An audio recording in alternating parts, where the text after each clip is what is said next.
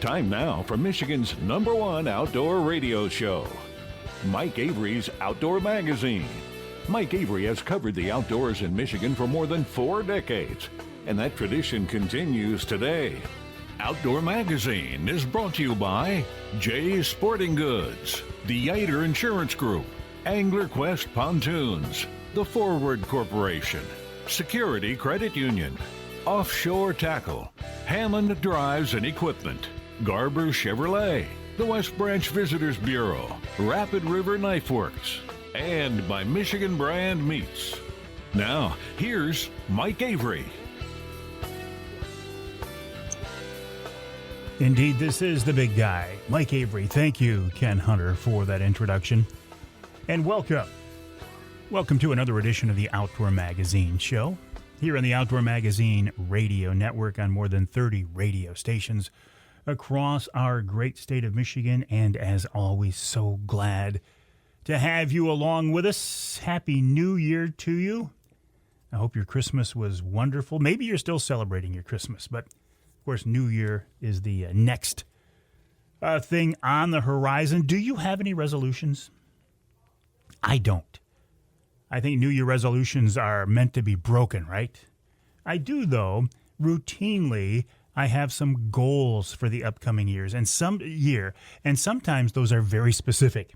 It might be, okay, I want to shoot a big doe this year. I want to shoot a turkey this year. I want to get a bear this year, and I want to catch more walleye than ever. those are pretty good goals, I think.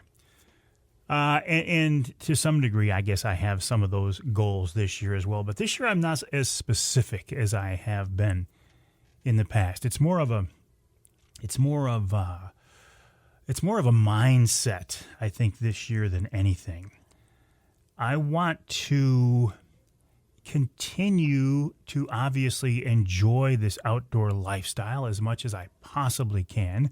I do want to spend more time on the Angler Quest on Saginaw Bay this summer, and take more people out and expose them to that resource that is the Saginaw Bay walleye fishery.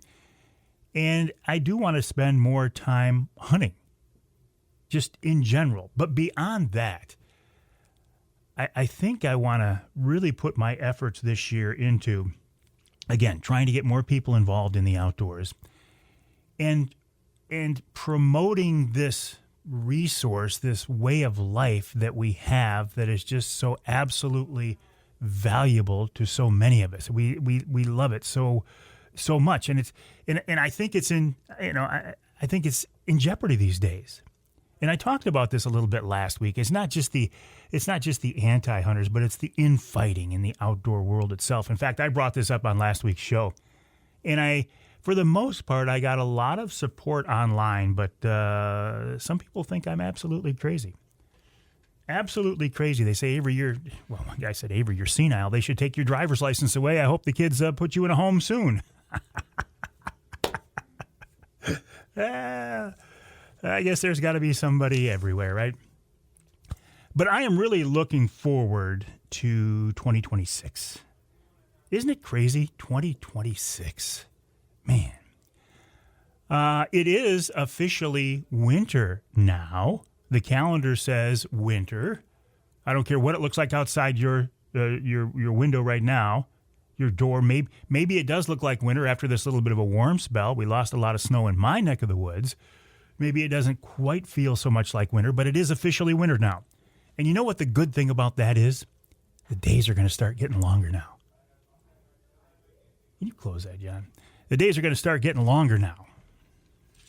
Now, it's going to be a long time. It's going to be a long time before it feels like spring. But we're starting to move that direction already. Mother Nature feels it. I got some pictures the other day from my friend Scott Gatza, who allows me to hunt his property occasionally. In fact, it's where I shot that doe during the muzzleloader season, in quotes. And his dog has found 2 shed antlers already. And I couldn't tell from the picture. They look pretty fresh, but I said, Scott, are those from this year? And he said, absolutely. Absolutely, they are from this year. So, that season is coming up. The search for shed whitetail antlers is it's another way to stay in touch with your local deer herd, to do some post-season scouting. Is it ever post-season for you hardcore deer hunters? Is it ever post-season, or is it season year-round? I mean, we know we can hunt deer, 4 months a year now? That's a topic for discussion, isn't it? What else is coming up here? The live streams. I had taken a little bit of a break for the last couple of weeks because I do a Wednesday morning live stream from the studio, and then I do a Wednesday night live as well. But Christmas Eve was on a Wednesday night, and New Year's Eve is on a Wednesday night. So I did not do live streams for those. But coming up here now, after the first of the year, we're going to get back into that. We will also schedule some type of an in-person Wednesday night live at the Lumberjack Restaurant in West Branch. I don't have a date for that yet. I want to make sure it doesn't interfere with a couple of other events I have coming up. In particular, the big Trinity Monitor Wild Game Dinner and Auction that's coming up Saturday, March 7th. It's actually the latest we could have it, first Saturday in March. This year happens to be the 7th. And a lot of the people who show up for that event, and a lot of the people who are involved in that event, and a lot of people who donate prizes and such for that event also show up for Wednesday Night Live. So I don't want those two events to interfere with each other. By the way, you can get tickets for that Trinity Monitor event now online. 1.bidpal.net/Trinity Monitor, I think, is the website. But I will be posting that as well on my Facebook page. Keep an eye on my Facebook page. I'm also I'm most active on Facebook. I also do some on Instagram, a little on Twitter, X, and believe it or not, every once in a while I do post something on TikTok. Now, it's not me dancing in front of a camera. I don't think the world is ready for that, and I'm not ready for that. But all outdoor related posts for sure. And then on YouTube as well, I'll go back. One of my goals for this year, now that I think about it, is to I don't want to say resurrect, but to repurpose some of my old video from when I had the TV show. I found an old hard drive the other day. I actually, and I give myself credit for this, before I left TV5 and I had access to a vast library of videotape, I captured all of those and I digitized those and I put them in a digital format so they would never degrade, like videotape, audio tape degrades. Well, hopefully this digital format will not degrade. But going back through this, I mean, I've got videos back to the mid-'80s. I've got TV shows back to the mid-'80s. You know, I've got Alaska fishing trips in here. I've got African hunting trips in here. I've got Michigan turkey hunting. I've got, Fred Bear, Morton F. I've got all these cool things. And I want to bring those to light again and show them off again, have people, have the next generation have the opportunity to see these things. So I think I'm going to do. I think I'm going to put a lot of those up on YouTube. I will do probably a little in studio or in the field introduction as to what you're looking at, and then put those up on YouTube as a way of preserving them, if nothing else. It's interesting. You look at those videos. Number one, they're not a very good quality at all, and they are a 4:3 ratio. Remember the old TV screens that were 4:3? Now everything is 16:9 or something else. So you look at those and you go, man, those are from a long time ago. Well, they are from a long time ago. So that is certainly a goal for this year. Hey, congrats, Ferris State College Bulldogs. Go Dogs. My alma mater. Oh, it's not college. It's university now. When I went there, it was Ferris State College. National championship, Division II football championship, 4 out of 5 years. Talk about a dynasty. Man, that is so cool. I actually, I was recruited to play football for Ferris. Did not play, and probably just as well for Ferris that I did not. But I still have a sense of loyalty and pride in that school. And hey, Ferris football team, Coach Anish, you guys should be just so very, very proud of what you've done. Don't forget about the Pure Michigan Hunt. Let me see. As you're listening to this show, is it still open here? No, I can't take that right now. No. Never mind. You missed it. Doing some time shifting here, and you missed it.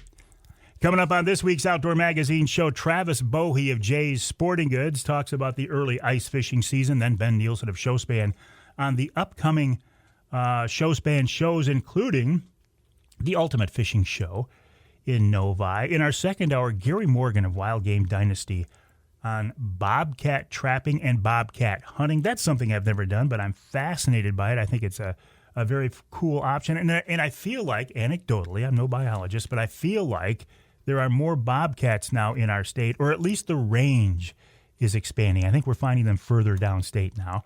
Then Karl Ieuter of the Ieuter Insurance Group answers the yearly question, what happens to your insurance if you go on the ice? There is a thought among many ice anglers that the minute you drive your vehicle on the ice, you have voided your coverage. Is that the case? Then Brent Rudolph of the DNR answers this week's Ask Avery question, following up on numbers of harvest as it relates to deer processors. And in hour number 3, one of the hardest core ice anglers you will ever hear. His name is Jake Romanack of Fishing 411. And then, of course, we'll wrap it all up with Wild Game Chef Extraordinaire Dixie Dave Minar. I've got a bunch of old Dixie Dave recipes as well. We're going to see those too. So 2026, great year. I'm excited. Glad you're with us right here on Outdoor Magazine.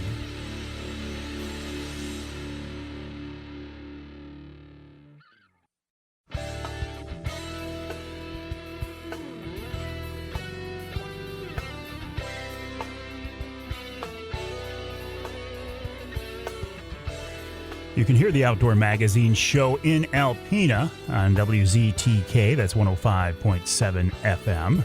You can hear us in St. Joe, WSJM, 94.9 FM. And you can hear us north of the bridge in Marquette, WDMJ, 1320 AM. This segment of Outdoor Magazine brought to you by the Linwood Beach Marina and Campground. Linwood Beach can be your year-round Saginaw Bay fishing destination and your Mid-Michigan Angler Quest headquarters. Whether it's open water fishing or ice fishing, Linwood Beach is in the perfect location. They have great facilities. But listen, the thing I always say about Linwood Beach, I think the best thing about Linwood Beach is the people. They have good, hardworking, conscientious people who want to do the best for their customers. And what more can you ask? The website is linwoodbeachmarina.com. That's linwoodbeachmarina.com. Before we get to our guest, I just want to follow up on something. I was looking at the calendar here before the break, or during the break. And yes, the show that we are recording right now, and we're doing a little time shifting, which threw me off here a little bit. You do still have time, as you are hearing the broadcast version of this radio show, you do still have time to enter the Pure Michigan Hunt. More on that later in the show, but I don't want to lead you astray with that. All right, talking about the different seasons going on right now, you know, we've had a little bit of a thaw here now. I don't know what it looks like outside your window right now, but there's no doubt that the ice fishing season for many Michigan anglers got off to a little bit of an early start, maybe back to what it should be, right? With us to talk about that and more, Travis Bohy of Jay's Sporting Goods. Travis is the manager of the fishing department of Jay's Clare store, and he's with us now on the Outdoor Magazine phone line. Travis, welcome. How are you? I'm not doing too bad, Mike. How are you? Hey, I'm doing real well. Listen, I know you are a hardcore angler. How did your fall, early winter develop? Did you spend some time chasing steelhead? I have not been on the Steelhead River much. I got too sidetracked chasing deer this season and traveling out of state and whatnot. So, no, I haven't done that. But I've heard the bite's been pretty good. Well, how did your deer season go? Where did you end up? My bow season was pretty lackluster here at home. Went out of state to Missouri. That was a lot of fun. Had some good opportunities there, but unfortunately didn't connect. And then come back in. Rifle season here wasn't bad, but we just got done finishing putting my hunting stuff away the other day, and I'm ready to get out on some hard water and maybe chase some steelhead here soon. So now it's time to get serious, huh? Yep. If you had your choice, well, you do, what would you rather do? Chase steelhead in the rivers in the wintertime or ice fish? I really enjoy chasing steelhead, but at the same time, I don't mind a nice mess of some crappies or some walleyes if I can get my hands on them. So it's kind of a toss-up. I really have a hard time deciding most days. The weather kind of dictates that most days for me. If it's pretty nasty out, I'd rather be in an ice shack. If it's pretty nice being in a boat on the river. And let's talk about ice fishing here. I mean, I'm not much of an ice fisherman anymore, but I am connected enough to know that the gear and the equipment that ice anglers use these days has really evolved. I mean, it's some pretty high-tech and comfortable gear to use. It is. It's changed an awful lot. You went from hearing two-stroke augers rip off in the morning, first thing at first light when you're out on the lakes and stuff, and now it's very rare to hear one. Everybody's running electric or they're running their drill. That's one of the biggest changes I've seen. The insulation in a lot of the shacks has changed a lot. I mean, there's people that go out and camp on them. That ice camping thing's getting pretty big, where they'll stay out for extended periods of time because it's comfortable. I mean, if you keep your shack 75, 80 degrees, why leave, right? So the advent of all that, and then let alone the electronic side of it, and being able to point scopes around and look at fish in real time and stuff, there's a lot of cool stuff happening there. So. All right, you bring up ice camping. I have to follow up on that. I guess I've heard of this before. Is this happening here in Michigan? There's a few folks doing it in Michigan here. It's just kind of a growing concept for our folks, it seems like, at the time. We don't get a lot of folks that come in the store and ask much about it, but it's starting to grow a little bit. But places, Wisconsin, Minnesota, up in Canada, it's a really big deal, They go out and some of them stay a week at a time. It's pretty wild. They got little diesel heaters that they hook up and the whole 9 yards, They got floor kits and stuff, and yeah, it's quite the endeavor. They got cots and whatnot. Oh, I've seen it. Yeah. They've got TVs out there with generators. They're watching the football game. They got heat in there. They got something on the stove, and they're fishing. It looks pretty cool. Is that something that's got to be the big inland lakes over in Wisconsin and Minnesota where we see that? I can't imagine somebody doing that on, say, a Saginaw Bay. Could you, Travis? I've been seeing a couple posts within, not necessarily much the past 2 years prior, but last year a little bit. You'd hear people going out and staying on the bay because we had a little bit of ice. The 2 years prior we didn't, but there's been people talking about it, about going out and staying out because it's, the destination lakes. You're 100% right. If you get those bigger lakes that are a destination that draw people from a significant distance, when they make it there, maybe they have 2-3 days. Why get a hotel if you can just stay on the ice? Pack all your food. They're taking a machine, so hauling it isn't usually a concern. So, it's starting to grow a little bit. And you mentioned, of course, that ice fishing in particular is dictated. It's mandated by Mother Nature. We have no control over that at all. But there at Jay's Sporting Goods, that's got to put you in an interesting situation because you have to be ready for a big ice year and a big demand. You've got to be stocked and rocked and ready to roll. And if you get a year where there's very little ice, it kind of leaves you hanging, doesn't it? Yeah, it kind of does. Yeah, you're very correct. It is very volatile, but you can't go into a season, kind of halfway prepared for it. Like you got to be ready to roll in case it's good. But if it's not, you got to get awful creative on how you're gonna get through the product that you did order. To try to make it through the season somewhat successfully so you don't have a bunch of carryover, which can be tough from season to season, but the season here is looking to be a good one. Yeah, it looks like, we got an early start on this year from what I've seen. Your perspective too, Travis? I've been seeing ice. I've been out on the ice once. I had between 5 and 6 inches, and that was before we got the little bit of rain the other day. It was all clear, hard ice. I didn't have no problems. The little bit of snow that was on top, it looks like has been kind of compressed and refroze, so it should be nice travel conditions on top of that ice now. And I don't think we got enough warmth and rain to really hurt it much.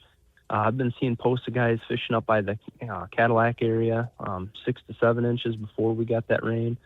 I've been seeing posts on Portage. I know there's guys fishing the shelf ice out on Saginaw Bay, walking out and stuff, so it won't be too much longer. If we get a little bit more cold, people will be taking some machines, but then some of them inland lakes are probably close to ready by now for light stuff.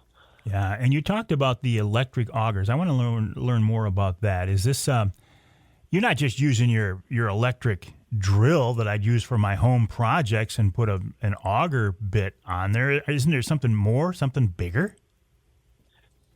There are bigger and better, but there are a lot of guys using their home drills with just that, just an auger bit. Some of them are a hand auger bit that they've adapted, and then some of the companies now make bit augers specifically for an 18-volt or 20-volt drill.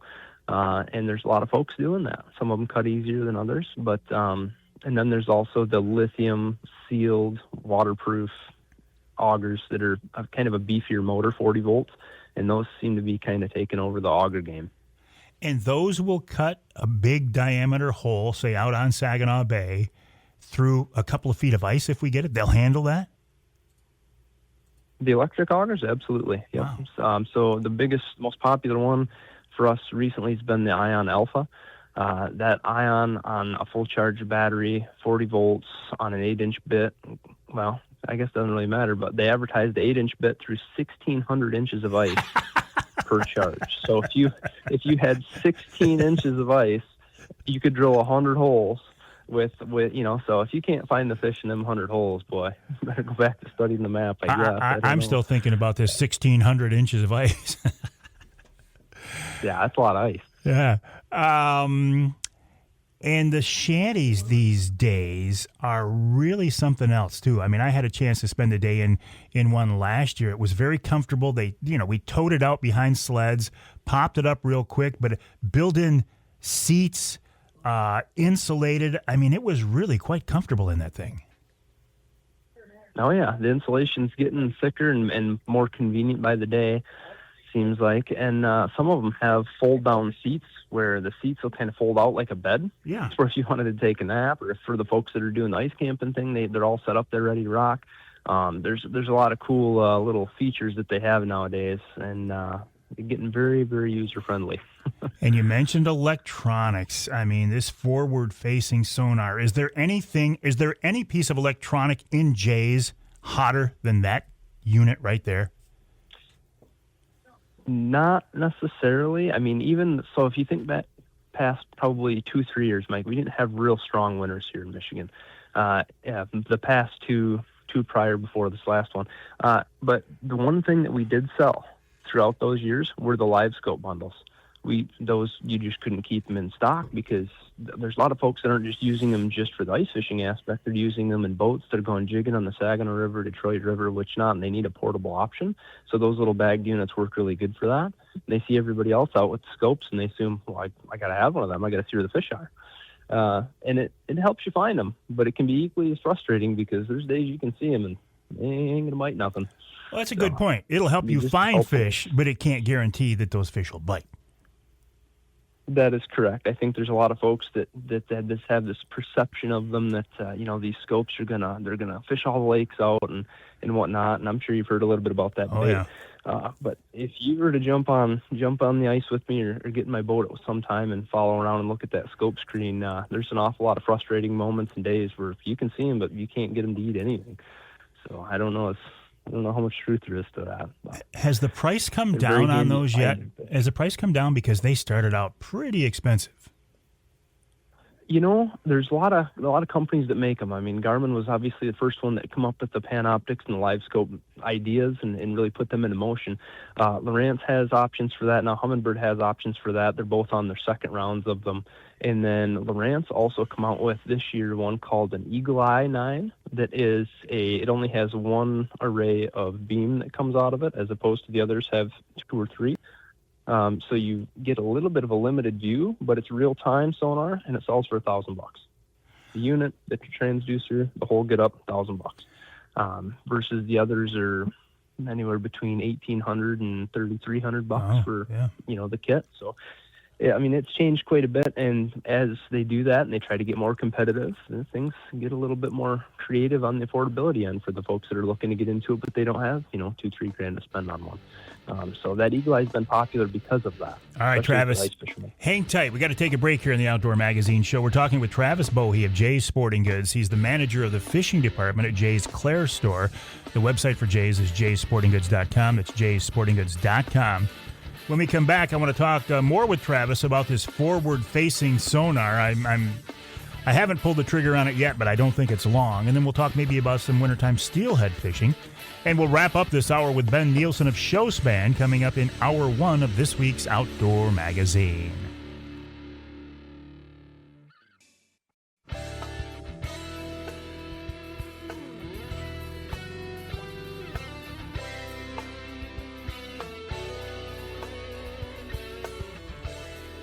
You can hear the Outdoor Magazine show in Carroll on WKYO 1360 AM and WIDL 92.1 FM.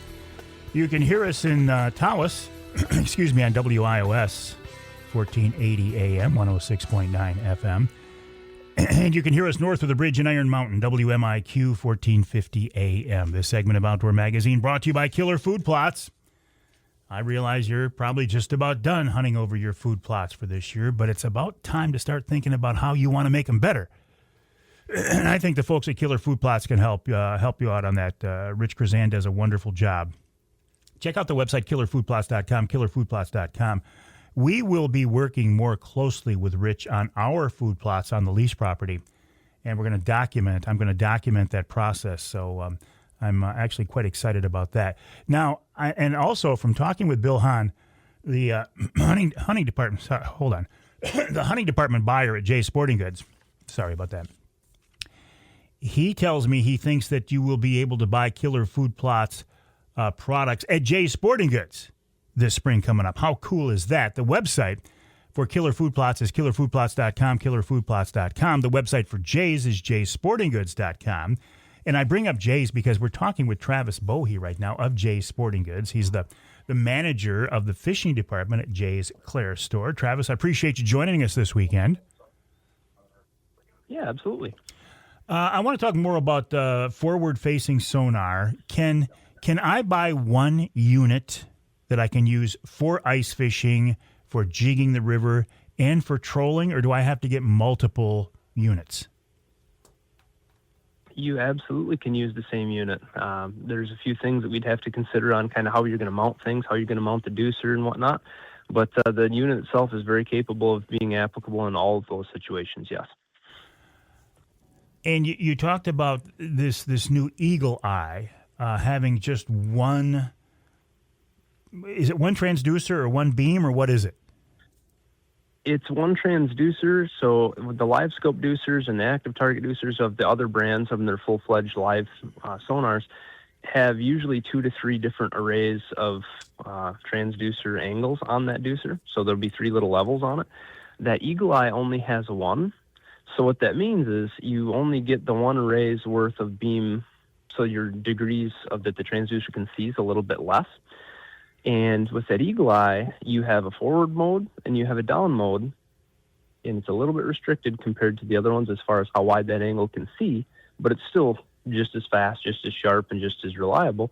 The only thing it doesn't have is the perspective or landscape mode, they call it, where it kind of looks like the 360 imaging live. Mm-hmm. The full-fledged versions have that mode. The Eagle Eye does not, but not everybody uses that mode. Most folks are using it in the forward or down, so it makes it very applicable to folks that want to get into it, but they don't want to put a mortgage on their car to do it. Sure. Well, I was thinking, I don't want to buy a unit that I'm going to, 6 months down the road go, geez, I wish I would have spent a few more bucks and got the higher end. But it sounds like a lot of anglers could get by with this less expensive unit and be completely happy with it. And that's just it, Mike. I think a lot of them would be, especially folks that have never seen this technology, never had it. And to that point, I get a lot of folks that come in and they say, man, I'm looking at these graphs and I'm looking at these lives and I don't want to buy one. And then, next year they come out with something different. Yeah.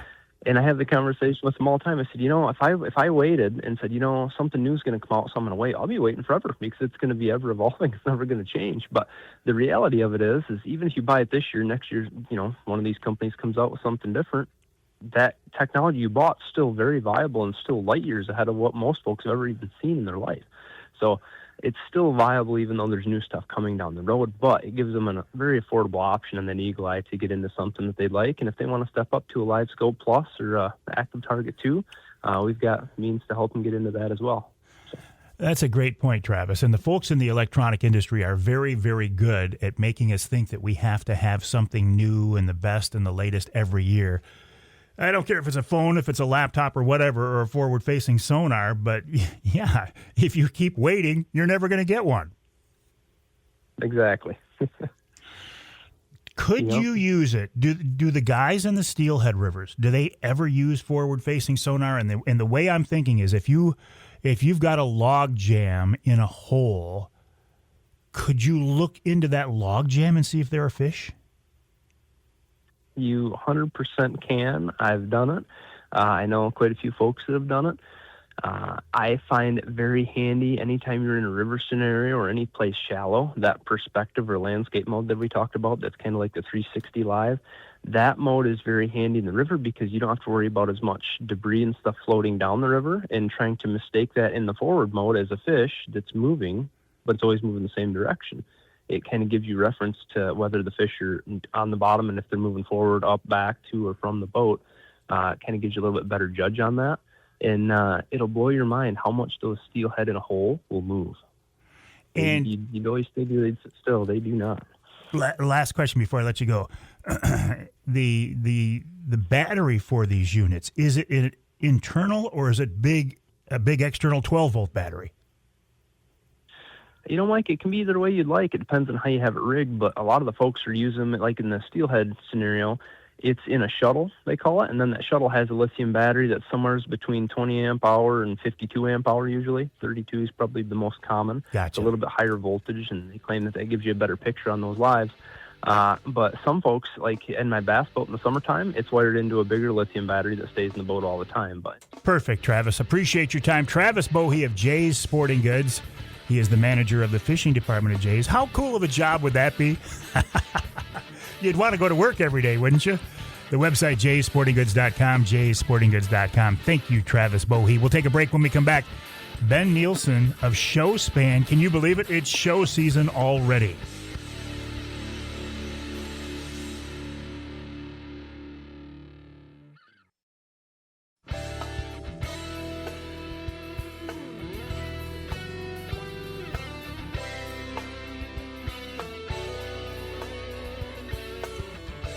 You can hear the Outdoor Magazine show in Sheboygan on Big Country Gold, WCBY, 1240 AM, 100.7 FM.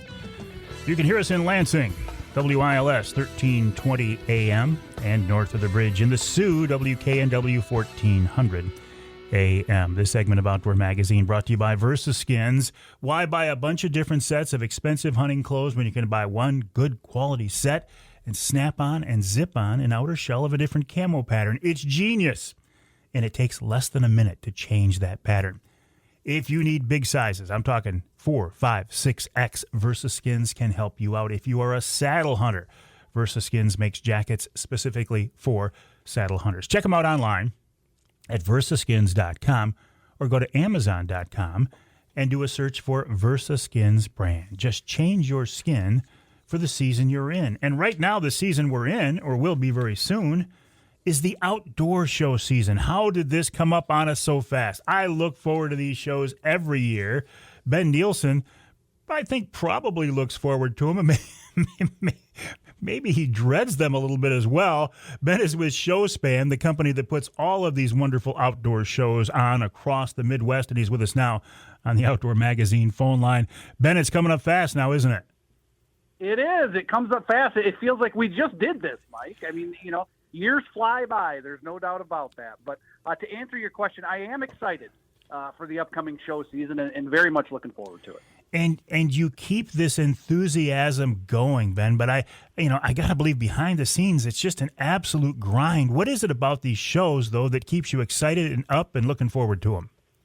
I have a ultimate passion for the outdoors, whether it's hunting, fishing, backpacking, kayaking, camping. It's in my blood. And so to get a bunch of the area businesses, to get a bunch of the enthusiasts of the outdoors together under one roof, just makes me happy. There's no doubt about that. So all of the work that we do all year long to get ready for these shows, the show is the fun part. And so we're really looking forward to that. And the first show coming up is going to be, is it still called Suburban Collection Showplace? At this point, it is. There's been an announcement on that the name is going to change. But at this point, it is still Suburban Collection Showplace, yes. And that's Novi. That is in Novi, absolutely. And that's your first show of the season coming up? We just heard the commercial spot for that. Was it the first, January? Help me out. January what? January 8 to 11 is this year. No doubt about that. So, it's a Thursday through Sunday show. Obviously that Thursday we open up at 1 p.m., we're going to have our Daredevil lure giveaway to the first 250 people at the door, which has become just a great tradition. And I see collections like on eBay of these spoons that we do every year, and it's outstanding. I absolutely love it. And this show is, it is a fishing show. So does that mean fishing guides, fishing boats, fishing gear? What are we going to find there? Yeah, absolutely. If it has to do with fishing, it's there, right? So you're going to see a lot of fishing boats inside of there. Obviously that's a big part of fishing, and they take up a lot of room. So, there's it's not that there's thousands and thousands of them, but we're going to have, several hundred of them inside the Suburban Collection Show place. Anything from the smaller, kind of aluminum rowboat style fishing boat all the way up to, some big, offshore rigs and everything in between. A lot of bass boats, walleye boats, kind of everything in between. And then when we go kind of away from that, we're going to get into kind of the tackle side of things. So we've got an insane amount of tackle at the show.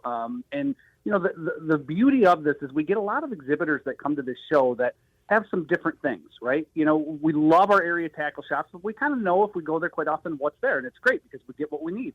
But there's some different things at this show. These guys kind of travel from show to show across the country, so you can find some variation there.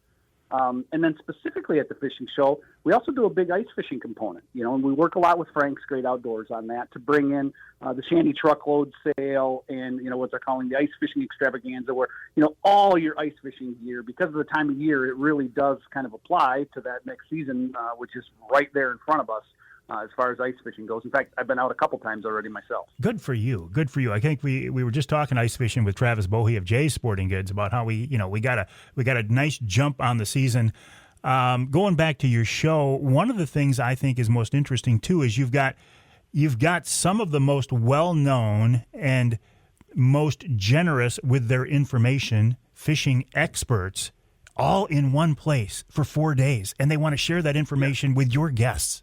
Yeah, they absolutely do. And, we have almost all of our seminars are free. We do have some clinics that have a small charge with them, but almost everything else is free of charge when you come to the show. You can sit there, for 4 days if you wanted to, and think about the information you could get on the bass fishing and the walleye fishing, the salmon and the steelhead, all the different aspects of fishing that we do within our state. So whether it's somebody like a Kevin Van Dam or Mark Zona, on the bass side of things, Scott Dobson, who's really kind of one of the biggest names on Lake St. Clair right now, will be there as well, or we go into, the walleye side where we've got obviously the Romanacks, Lance Valentine, Mark Martin, some of the legendary Michigan fishermen are going to be at the show, no doubt about that. You mentioned the Romanacks. Coming up in hour 3 of this week's show, a young Jake Romanack will be with us talking about ice fishing, so I'm looking forward to that, and I'm sure we'll talk about your shows as well. Website, Ben, where do we learn more? Yeah, everything is up at ultimatefishingshow.com. You can get the hours there. You can buy advance tickets there. Everything you need to know, the seminar schedule, all of that is posted online right now. So ultimatefishingshow.com. Ultimatefishingshow.com. Just the start of this outdoor show season. Ben, we'll have you back on as we get closer to Outdoorama and beyond. Appreciate your time. Have a good season, Ben. Absolutely. Sounds great. Thanks, Mike. All right, Ben Nielsen of Showspan talking about the Ultimate Fishing Show coming up. The website, ultimatefishingshow.com. That's ultimatefishingshow.com. We'll take a break for the top of the hour. In hour number 2, how about some bobcat hunting? How about some insurance on the ice and a follow-up to the deer season? That's coming up in hour 2 of Outdoor Magazine.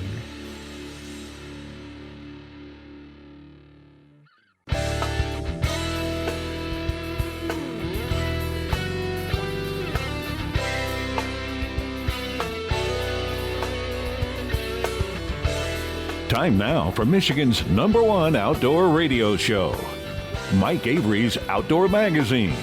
Mike Avery has covered the outdoors in Michigan for more than 4 decades, and that tradition continues today. Outdoor Magazine is brought to you by Jay's Sporting Goods, the Ieuter Insurance Group, Angler Quest Pontoons, the Forward Corporation, Security Credit Union, Offshore Tackle, Hammond Drives and Equipment, Garber Chevrolet, the West Branch Visitors Bureau, Rapid River Knife Works, and by Michigan Brand Meats. Now, here's Mike Avery. Indeed, this is the big guy, Mike Avery. Thank you, Ken Hunter, for that introduction. And welcome to hour number 2 of this week's Outdoor Magazine radio show right here on the Outdoor Magazine radio network on 30 radio stations across our great state of Michigan.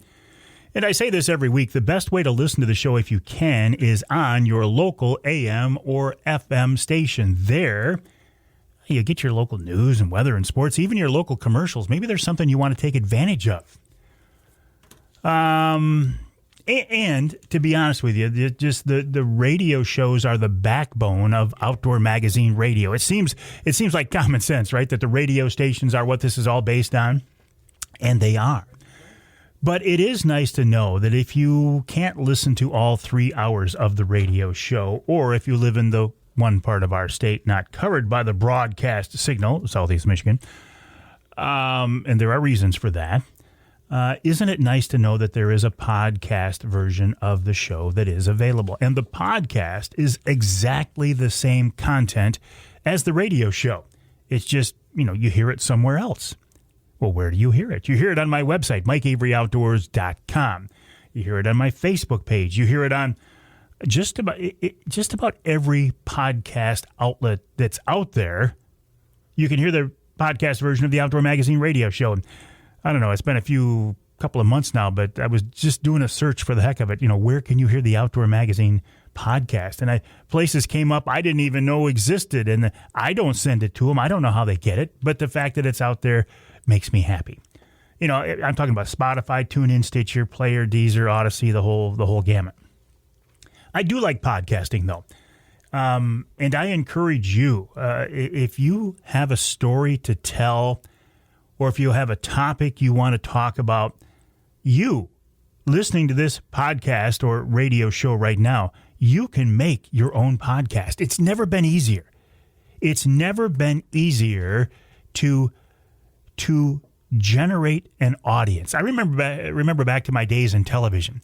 If we wanted to do something, it took a whole studio. It took a videographer. It took an audio guy. It took a technical director. It took a director. It took engineering people to get content out. These days, and I just picked up my iPhone, you can take your iPhone or your Android and you can create a podcast and you can distribute that podcast using nothing more than your phone. And if your content is good, if your subject is interesting, people will follow you. They will find you. And I say that as a way of introduction for my first guest here in the second hour. His name is Gary Morgan. Now, Gary's had a very interesting career, and I won't go into all of it, but recently he is a hunting guide, a bear hunting guide, a bobcat hunting guide through his company called Wild Game Dynasty, wildgamedynasty.com. Gary also is a podcaster. He's a content creator. But you just can't forget about the fact that he is a subject matter expert, and he's out there living these things and doing these things year-round. And he's with us now on the Outdoor Magazine phone line. Gary, welcome back, buddy. How you doing? Good. How about you? I'm sitting here listening to the introduction. I really appreciate it. You're very kind. Well, and, I appreciate you saying this, but Gary, when I first met you, I knew you only... I don't say, in a negative sense, but you were a hunting guide. I met you as a bear hunting guide. And when you look at what you've done as far as creating content, bringing people into the fold, and now the podcast and communicating and educating people, it's pretty cool. It's just as you described in some of your earlier, minutes ago, your comments about those that have an interest and certainly a topic that they like to get the word out. I don't want to call it the sky's the limit, but certainly the opportunity is right on their door knocking. Well, I think the sky is for us too. So yeah, I think the sky is the limit these days. It's whatever your creativity and how hard you are willing to work, because the tools and the distribution method is there. It's in place. Oh man, absolutely.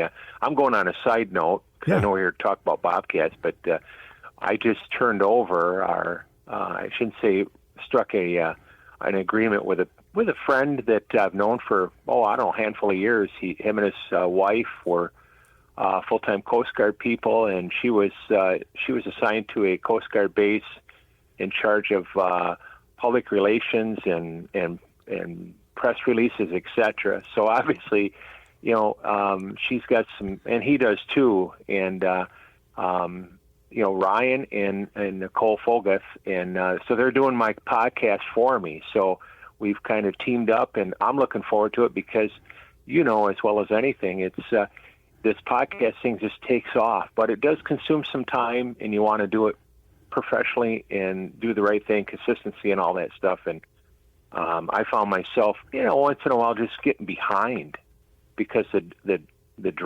need is there.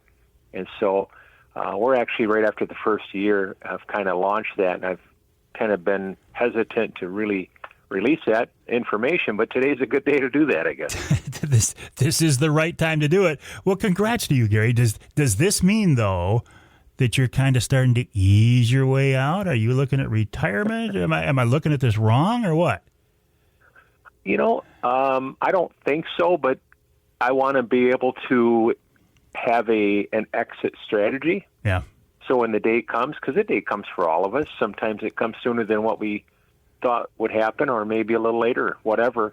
But the timing was right too. Even if I was in my right into the thick of it and everything was humming, and it was, but I found myself, trying to juggle. Am I up north with 6 or 8 clients on a bear hunt and running behind on my podcasting? So and that's coming up with bobcat season. It's just around the corner, and it's just so this gives me an option to reach out to Ryan and Nicole, and I think people are going to say, "Oh man, these guys know what they're doing," because they do, and they're both outdoor enthusiasts. They hunt, fish, and etc. She's originally from out of state. I think it's Colorado.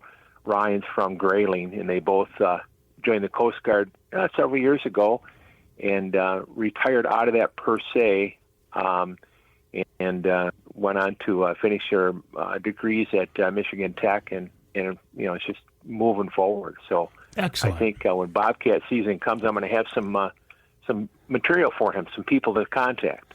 Excellent. And we will talk about bobcats here in a second, but I got to go back to your bear season because, again, that's how I first met you. You were a bear hunting guide, and still are. The amount of time, the preparation that you put into that ahead of time is absolutely, it's very impressive. Very impressive. I mean, you don't go into this half-heartedly. You take this very seriously. How was your bear season, Gary? Well, I appreciate that the acknowledgement, and it was a good season. It was a tough season. You kind of look at, is it something that's, that I'm experiencing in my camp? Because we were not seeing the numbers that we're used to seeing, but things were, what they were. We knew what we were doing was needed to be done. We have a plan in place. We're not going to compromise, make some adjustments, of course, but then it started coming around, and we had a great season. We had some people that passed on some bears, and maybe a couple of them should have been, maybe a couple of them shouldn't have, but that's bear season, as we know.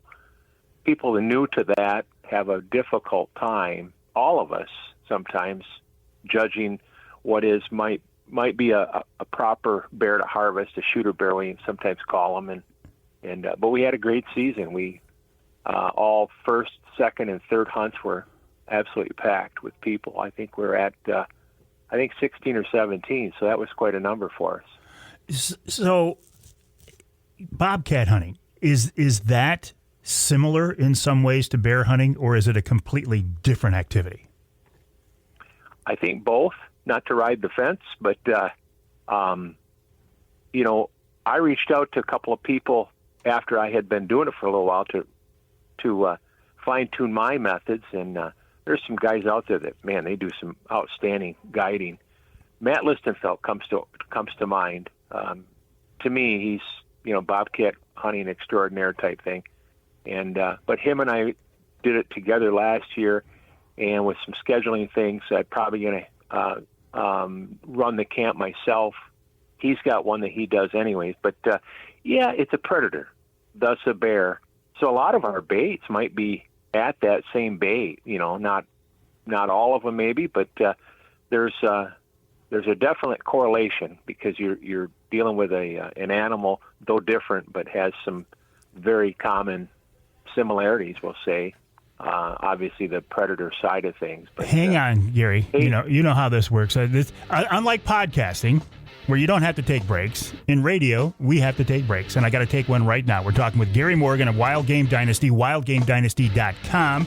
Just announced that coming up after the first of the year, his podcast is going to sound a little different. I will make sure to tune into that, wildgamedynasty.com. We got to take a break here in the Outdoor Magazine Show. When we come back, more on this Michigan wintertime sport of bobcat hunting. I've never done it, but I am fascinated by it, and Gary's a good guy to talk with right here on Outdoor Magazine.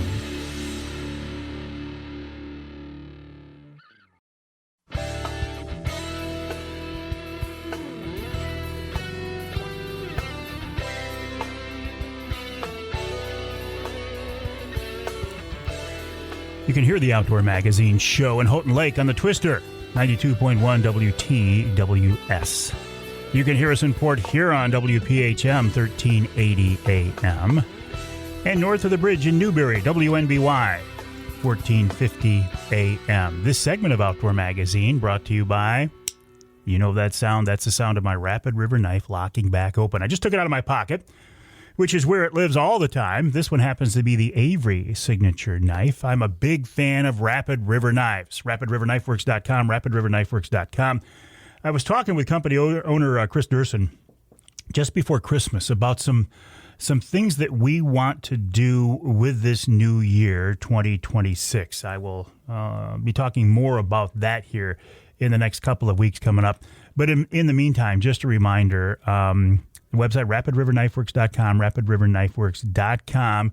The Avery signature knife, all proceeds from this knife go to Outdoor Driven, a group formed to get first responders and vets on outdoor adventures. This is something very close to my heart. I never served. I've always regretted that. I feel guilty about that. As far as getting first responders involved, my dad was a cop for 35 years. So this is a project that is very close to my heart, and I thank you, Chris Durson of Rapid River Knives, for working with me on this. RapidRiverKnifeWorks.com, RapidRiverKnifeWorks.com. Talking now with a guy that, he's had quite a career. Very interesting guy. His name is Gary Morgan, Wild Game Dynasty, wildgamedynasty.com. All right, Gary, so let's talk about bobcats here a little bit more. Sure. Are you hunting cats in the upper only or the northern lower as well? Well, we're going to do both places, and reason being is when my wife and I kind of retired from our day jobs of old, we moved up to northern Michigan, up near in Montmorency County, kind of closer to Atlanta, I guess. But it also took us closer to the Mackinac Bridge, so we might call it God's country. But we have some real nice setup up there. The place that people stay, the lodge, and that is probably, in my opinion, top shelf. So, the opportunities up there are vast.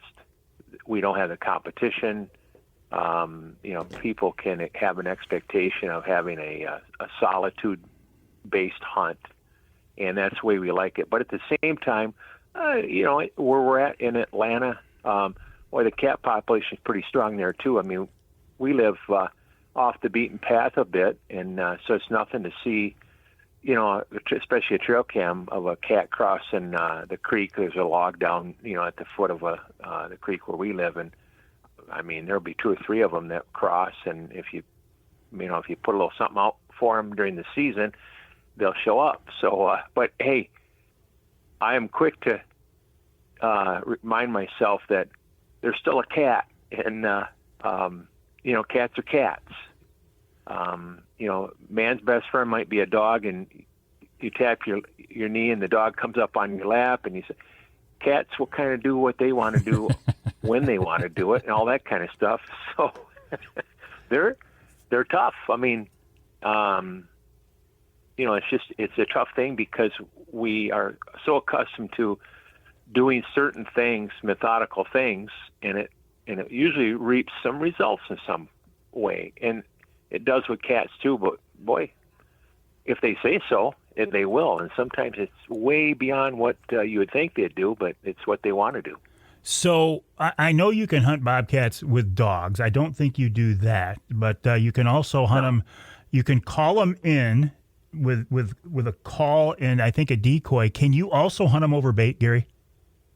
Yes, you can. Yeah, we do a little bit of both, but we also try to really segregate people from a bait site using a call. That should probably be done at a different location, and even not just down the 2-track or not just 100 yards away. It should be a totally different area for that reason. And there's a lot of thoughts going into that, but it's obvious that it does bode well to segregate. Yeah.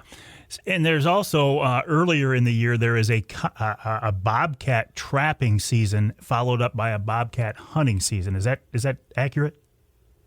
Yes, it is. Yeah, that's a great time to throw that into the mix of a guy setting traps, because it's kind of, that's part of what we do too. We have actually a little trapping school that we kind of run, and I call it that. I don't know. I didn't know what else to call it really, but we have guys and gals that come up trapping, and it's a kind of a show me type thing, but we keep it simple. That's the kind of person I like to be myself, and there's some people out there that I will reference because I need to reach out to people that are experts in their field of trapping. So I'll learn as much as my people that come up trapping, but with bobcat into the mix of it, it just offers another huge opportunity to throw that into there, and we've been fortunate. So beaver trapping is pretty prime to do, and you can throw in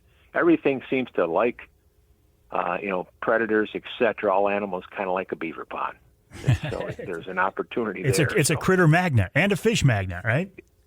Oh, it is. Yep, absolutely. And that right out your window of your home. Not anymore, thankfully. They did enough damage, and they were fun to watch for a while. Oh, absolutely, and that's the thing of it is there's a lot of opportunities for guys that want to and gals that want to get back into stuff like that. Yeah. There's people that would love to have somebody come and take care of some problematic critters.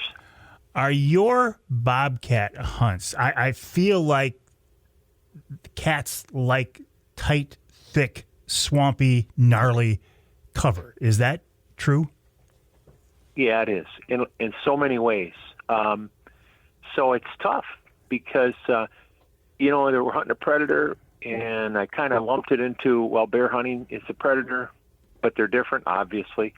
But with bobcat hunting season and in northern Michigan, particularly the UP, boy, it can be brutally cold. Last year, you pre-schedule, you set up when you're going to do this so that way people that book hunts with you can ask time off, etc. So we did it, we thought, right in the midst of probably the breeding season, which is January, February, March, maybe that February time frame. And but again, they're a cat. So, but we had 44 inches of snow on the level, single digits during the day. Yeah, we had blinds with heaters in them, but it was brutal. It was tough. So somebody that might not have the proper equipment to stay warm, and maybe the snowshoes. If you didn't have snowshoes, it was tough. It was really tough. So, but it's like anything, you got to go and prepare and adapt, and there's like you said, they're in that tight spots usually where the balsams meet the cedars, and usually close to a water source. A lot of animals like water sources, and cats like that because they're after some of those animals that like the water sources. Yeah. So are you sitting in the blind with your clients? I don't. I set them up just similar to a bear hunt, similar to our deer hunts, in that we do all the setups and the prep work, and then the day that they arrive or the next day we take them to their hunt spots. 9 out of 10 of them, no, all of them really, know how to get to that spot the subsequent days, and we're hoping at on day 1, 2, 3, whatever, that we're helping a guy recover that bobcat. Usually it's right on the site of the bait. Is that an all day? Is that an all day sit, or is it a morning and evening sit? That's a great question, because if a person's up for it, I encourage them to sit all day. The bobcats are not super duper about their nose. I know but they have a great smeller, but they just don't rely so heavily on it.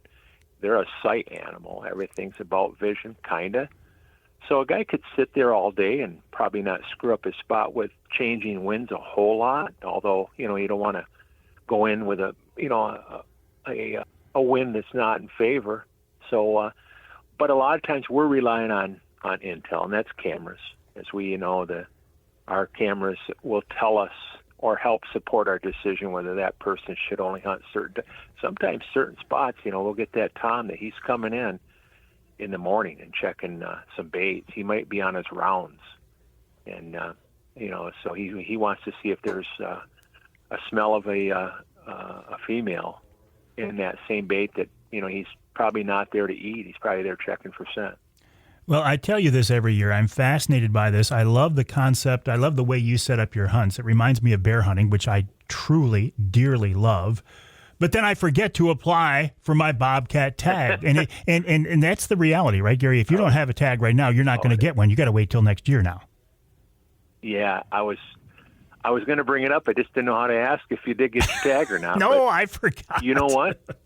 We've had guys book hunts with us knowing that they need to do that, but it's something they forgot about. And so they call back and say, you wouldn't believe this. Is there any way to get it? Nope, not until next year. Not until next year. So it's a common mistake and error, or just an oversight, really, more than anything. But it's the deadline is kind of a goofy time, and I'm sure that's it's not just a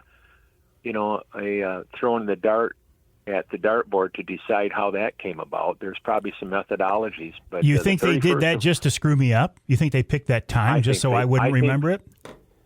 Yeah, and the rest of us are playing with that game now that they're trying to mess with Mike Avery. So, well, listen, as long as they let me win the pure Michigan hunt, I will forgive the DNR, because all will be good. Gary, it's always a pleasure to talk with you. The website, wildgamedynasty.com. Wildgamedynasty.com. Hey, good luck with the new, I'll call it a podcast format. I will be listening. I'm sure it'll turn out great, but am I still going to get to hear your voice too? Yeah, there will be times. Okay. Yeah, absolutely. But so I'm sorry. I mean, once you hear these two, the young guy and his wife, you're going to say, oh man, finally. I don't think I'll hear that, but Gary, always a pleasure. Good luck to you this season. Gary Morgan of Wild Game Dynasty, the website wildgamedynasty.com. Check it out. All kinds of cool things there, lots of great information, as well as a mutual friend of Gary and mine, Tom Lounsbury. Yeah, he's there a lot. wildgamedynasty.com. We'll take a break here in the Outdoor Magazine show. When we come back, we're going to switch gears. When you head on the ice, out on the ice, if you take a vehicle out there, does your insurance, does it still cover you?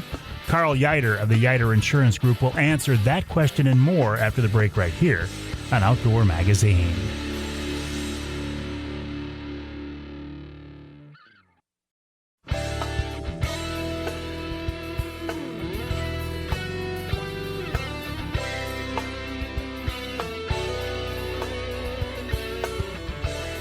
You can hear the Outdoor Magazine show in Houghton Lake on 98.5 WUPS. You can hear us in Holland on WHTC, that's 1450 AM, 99.7 FM. And you can hear us north of the bridge. Let's go to Escanaba, WCHT, 600 AM, 93.5 FM. This segment of Outdoor Magazine brought to you by Reader Landscaping. Reader can take care of your lawn and property because it's your nature and our nurture. Let them create an outdoor getaway in your backyard, as they have for me. I told you last week the guys were out there doing some dormant season pruning, get the trees at the corners of the house all nice and tight and looking great. And also, this time of year, though, realistically, most of what they're doing is snow plowing. I imagine they'll be doing that very soon again. Check them out online at readerlandscaping.com. That's readerlandscaping.com. They've been doing it 60 years, so you know they're doing it right. readerlandscaping.com. Want to turn our attention now to another company that I work very closely with, another family, the Ieuter family of the Ieuter Insurance Group. I use these guys for personal insurance. I use them for business insurance. I've used them for healthcare insurance. They're just great people who truly want to do the best thing, in my opinion, for their clients and customers. Karl Ieuter with us now on the Outdoor Magazine phone line. Karl, welcome back. How have you been? Very good. How have you been? I've been doing really good, and I love working with you guys, not just from the perspective of I think you're very customer-oriented, but you're also, a lot of the people in the company, yourself included, are folks who love the outdoors, hunters and anglers, and I appreciate that, Karl. Well, thank you. Yes, we love to be outside when we're not selling insurance, and sometimes we're outside and still selling insurance. So, one of the things I hear every year, and I reach out to you or somebody else from the company about this, is once you get on the ice, what does that do to your insurance? And I'll preface that with this year, it seems like we got a little bit of an earlier ice fishing season than normal. Is this something you hear as well, Karl? Do people question you about this too? yes, they do. Being out on the ice, something can easily go wrong. So we get the question you ask me every year, and there's a lot of myths out there about coverage, but as long as you have it insured, your snowmobile, your car with full coverage, if you go through the ice, you will be covered. So it doesn't matter if it's your truck or your snow machine, your quad, your sled, whatever. If you have the right coverage, you will indeed be covered. Correct. Yep. So, as long as you have the full coverage, double check with your insurance agent. Every company is different, but all the ones we represent, and we represent lots and lots of them, would cover that if you're on ice.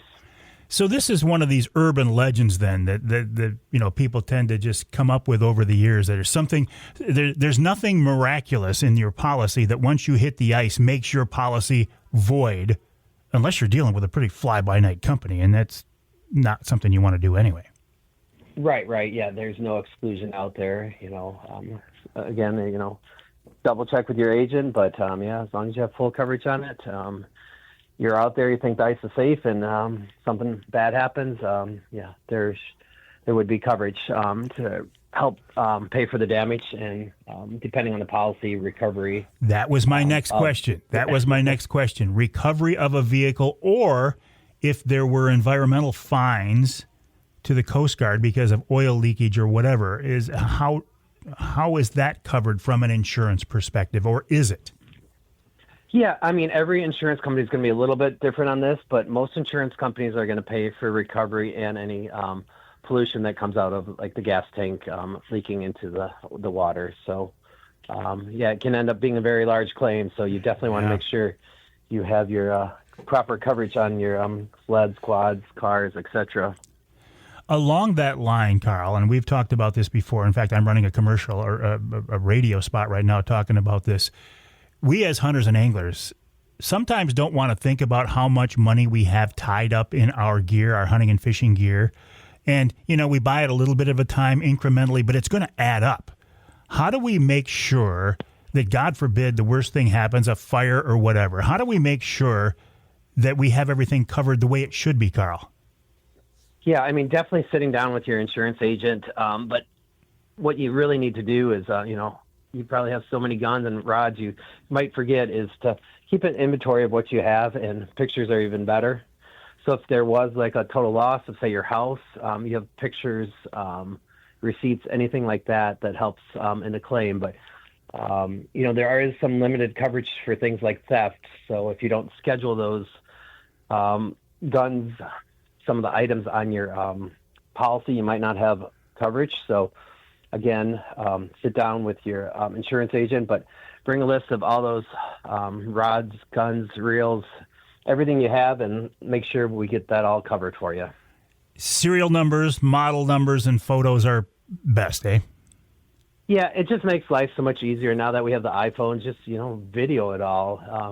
So if something does go wrong, you can. It's going to make the claim go a lot smoother if you can just say, "Hey, Mr. or Mrs. Adjuster, here's Here's a video of what I had. That's a great point. Open the gun safe, put your phone in there, put it on video, pan around in there. In the summertime, to go to your boat, just walk around, videotape everything that's there. Same thing with your ice fishing stuff. Karl, you always have great advice. I appreciate you joining us this week on the show, and I appreciate the partnership between you and the Ieuter family. Keep up the good work. Ieuter.com is the website, Ieuter. It's not Ieuter. It's not Ooter. It's Ieuter, Ieuter, Ieuter.com. We'll take a break here in the Outdoor Magazine Show. When we come back, we're going to wrap up this second hour talking with Brent Rudolph of the DNR. The question is, it's this week's Ask Avery question, how closely does the department keep an eye on the processors? Is there a discrepancy, a disparity in the numbers there? We'll find out after the break.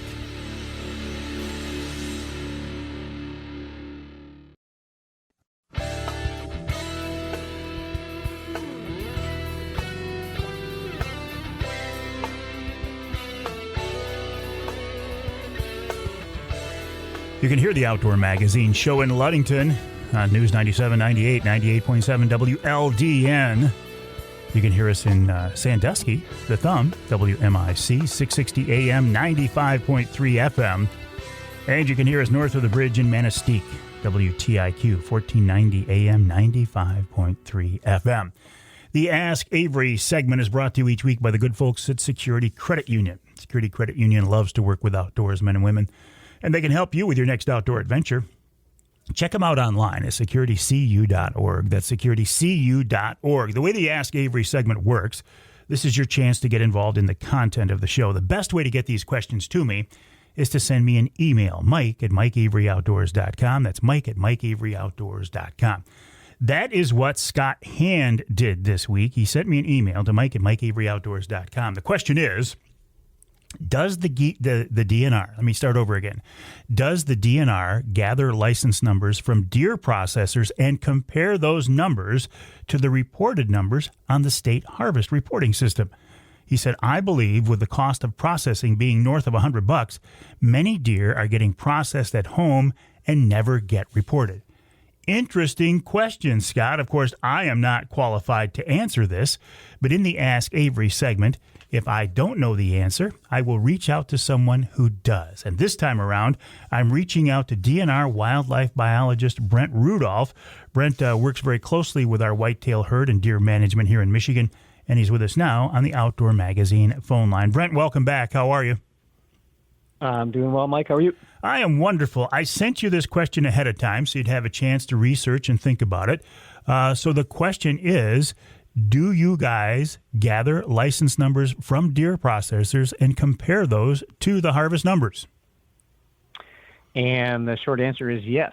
Now, I believe this question is specifically looking at things like the verification number that folks receive when they report their deer, or, again, information on the license number of the license used to tag the deer, and then looking at individual records.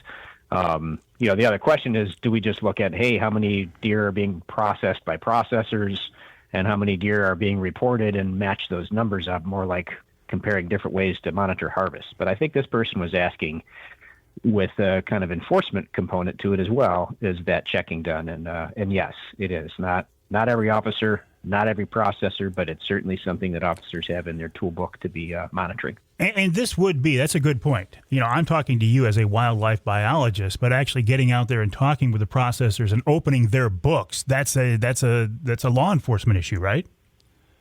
That's right. And, in addition to looking at deer that were turned in and have they been reported, you're required to report your harvest. And so officers could be checking that and seeing whether the individual hunters had reported their deer as harvested. Obviously, they harvested one if they dropped it off at a processor, so they should have reported it. But obviously, processors and taxidermists and other businesses like that also have regulations they have to follow and record keeping they have to comply with. So they're used to conservation officers showing up from time to time and monitoring their business, as well as taking a look at information relevant to the deer and the hunters that are part of their operation. So maybe the big overall question is, are you, as DNR, are you comfortable, are you confident in your harvest numbers? Do you think you have an accurate look at things? Yeah, we've been looking at the past, this is now the 4th year, not quite completed under required reporting. We're continuing to do things like compare those reports to our harvest survey estimates. And there's pretty good agreement. We know our harvest survey estimates, for example, have probably always been an overestimate because people that get a survey are more likely to reply if they're successful as a hunter. Our survey and statistics folks work very hard to correct for that, but we know that's an inherent bias. We also know for reporting, they're probably an underreport. We know not everybody reports, right? The bigger challenge becomes if there is a bigger bias or difference based on a particular area or a particular season, and especially if that changes. If for some reason a lot more people comply one year, a lot fewer people comply the next year, that creates a lot more noise to the data. Overall, we've got we have confidence that we're tracking reliable information, but we're continuing to work, including with our conservation officers, to boost compliance with that and work side by side with them to educate hunters about the need for their reports. And before I let you go, overall numbers for the season so far this year, down a little? Yep, we're still down a little bit compared to the same time reported last year, and a little bit different region by region as to how those numbers compare. We could do a full season post-mortem with you afterwards after everything's wrapped up. When would that be, Brent? Because I think maybe we should do that. Yeah, well, we'll continue to have, especially in southern Michigan, we'll have into January some hunting, still occurring. So the never-ending deer season. That's right. It is the season that goes on and on. Yeah. All right, Brent. I appreciate that. Let's do that. Let's plan on getting together and talking here once things are all wrapped up. Brent Rudolph of the Michigan DNR, michigan.gov/DNR. And thank you, Scott Hand, for reaching out with that question. It's a very good question. And thank you, Security Credit Union, for making each week's Ask Avery segment possible. Check them out online at securitycu.org. That's securitycu.org. We'll take a break. When we come back, our third and final hour this week, we're talking with Jake Romanack of Fishing 411. I have never met a person who loves to ice fish more than Jake Romanack, and that will be the topic of discussion. And, of course, we'll wrap it all up with Wild Game Chef extraordinaire Dixie Dave Minar. That's coming up in hour 3 of this week's Outdoor Magazine.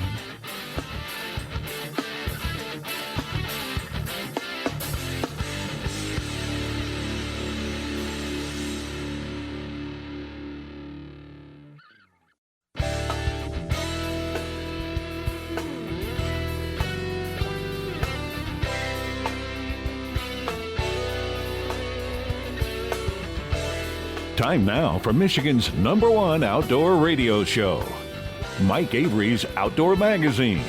Mike Avery has covered the outdoors in Michigan for more than 4 decades, and that tradition continues today. Outdoor Magazine is brought to you by Jay's Sporting Goods, the Ieuter Insurance Group, Angler Quest Pontoons, The Forward Corporation, Security Credit Union, Offshore Tackle, Hammond Drives and Equipment, Garber Chevrolet, the West Branch Visitors Bureau, Rapid River Knife Works, and by Michigan Brand Meats. Now, here's Mike Avery. Covered the outdoors for more than 4 decades. Come on, Ken Hunter, I'm not that old. Well, wait. I was looking at this the other day. With the new year, 2026, it will actually be 45 years that I have been in broadcasting. I know I must have started when I was 10 years old, maybe 12. No, I wasn't. 45 years. Now, not all of this has been covering the outdoors.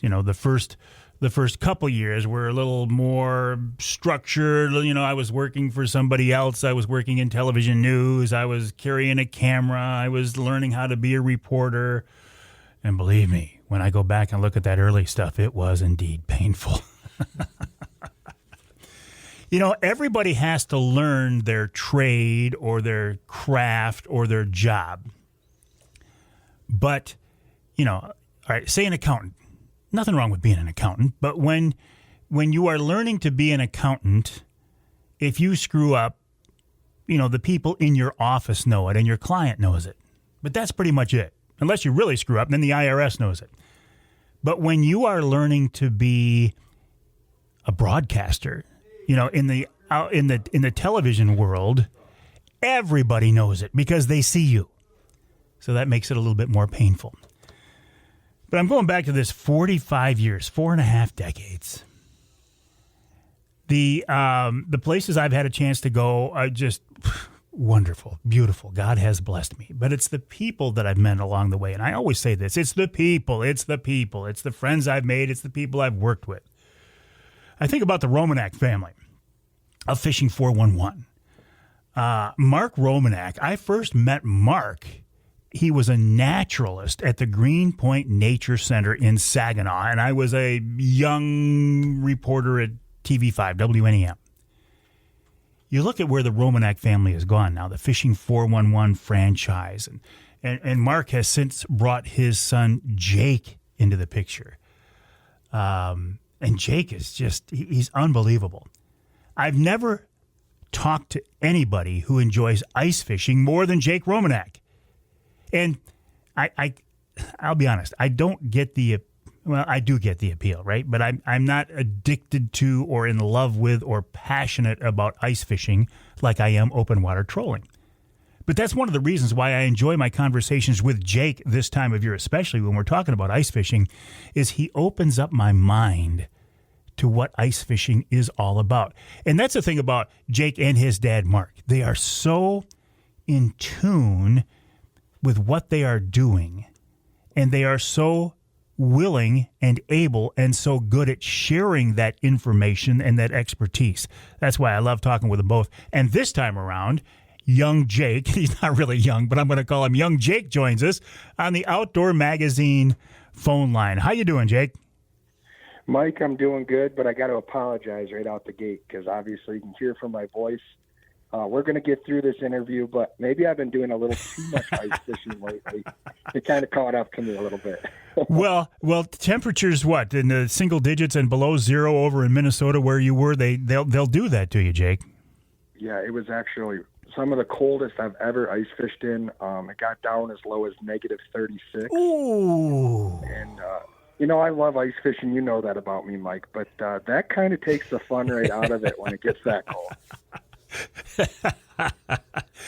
That is absolutely crazy. You have to be passionate and maybe a little bit crazy to go out in those temps. How in the world did you do that, Jake? Were you able to stay comfortable or was it just miserable?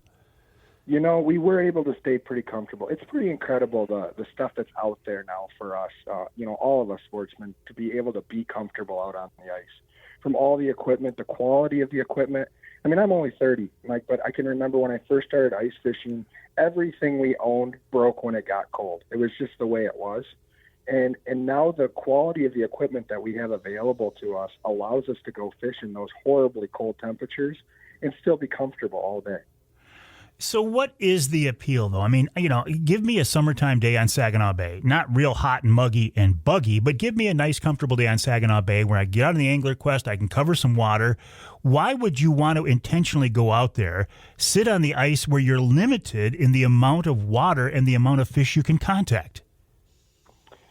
As I was sitting here without a voice for the last 7 days, Mike, I'm wondering what the appeal is, but I got to be honest with you. The way I look at ice fishing is a little bit completely different than what I would look at open water fishing. And I probably look at ice fishing more like I look at hunting, in the aspect of where you pick an area on a map, you sit on a spot that you think should have fish traveling through it.